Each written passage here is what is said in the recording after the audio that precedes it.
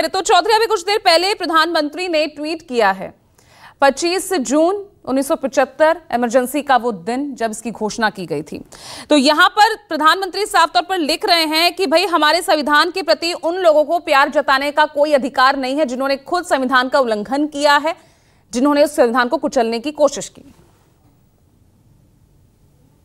देखिए पूजा, ऐसा एक समय आया था जब 18 महीने के लिए देश में इमरजेंसी लगी थी और उसके लिए हमारा शीर्ष नेतृत्व जो है, चाहे राहुल गांधी जी हो, हमारे माननीय खड़गे जी हो, उसके लिए हम ये महसूस कर चुके हैं कि वो एक गलती थी और उस पर बार बार मोदी जी का जो है जड़ों को कुरेदना, पीछे इतिहास में जाकर झांकना, जिस प्रकार से वो नेहरू और गांधी जी का नाम लेते हैं बार बार, उसी प्रकार से इमरजेंसी का नाम लेते हैं। लेकिन यहाँ पे एक विडंबना ये है कि हमारे देश में 10 साल से एक इमरजेंसी लगी हुई है और वो पूरी तरह से अघोषित है।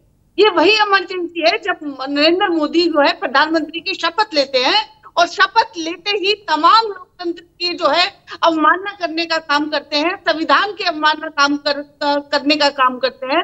ये देश जिसकी पूरे दुनिया में लोकतंत्र का डंका बजता है, उस देश के लोकतंत्र की हत्या करने का काम करते हैं।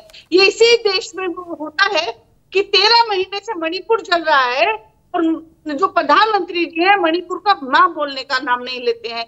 ये वही देश है और वही इमरजेंसी स्वयं मोदी जी के द्वारा लगाई गई है, जिसे बलात्कारियों को माला पहना के स्वागत किया जाता है। ये वही देश है जहाँ पर जो है गोल्डन मेडल लाने वाली लड़कियां जो है, बेटियां, वो जंतर मंतर पर बैठी रहती है, रोती रहती है महीनों तक और प्रधानमंत्री जी के कान पे जू नहीं रेंगती है और उनके साथ विचार करने वाला और अत्याचार करने वाला एमपी आज भी मोदी जी को अपना मोदी का परिवार बताता है।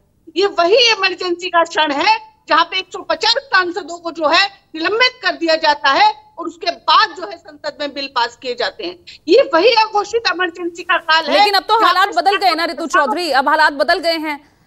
पिछली लोकसभा में 2 बेंचों तक सिमटने वाला जो विपक्ष था, आज उसकी संख्या वहां पर अधिक है, मजबूत हो गए हैं। आज आप यूं ही वॉकआउट तो नहीं करेंगे ना किसी भी मुद्दे पर, और आपको निलंबन करना भी आसान नहीं होगा।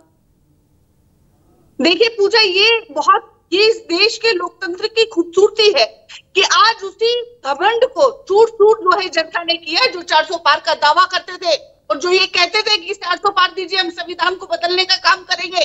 आज संविधान की प्रतियां दिखाकर उनको ये चेहरे पर जो है उनके जो है बताया। लेकिन बदलाव हुए क्या इन 10 सालों में? क्या बदलाव हुए ऋतु चौधरी? क्या संविधान में ऐसा बदलाव किया? बल्कि संविधान का उल्लंघन तो 1975 में हुआ था, गलत तो नहीं कह रहे हैं, बोले चित्तरंजन गगन। संविधान का उल्लंघन हुआ था ना, और उसी कांग्रेस की खिलाफत में उस वक्त की जनसंघ जो आज की भाजपा, उससे हाथ आपने मिलाया था कांग्रेस को खत्म करने के लिए, उस इमरजेंसी के खिलाफ। अब जवाब सुन लीजिए पूजा जी। अब पता नहीं पैनल में जो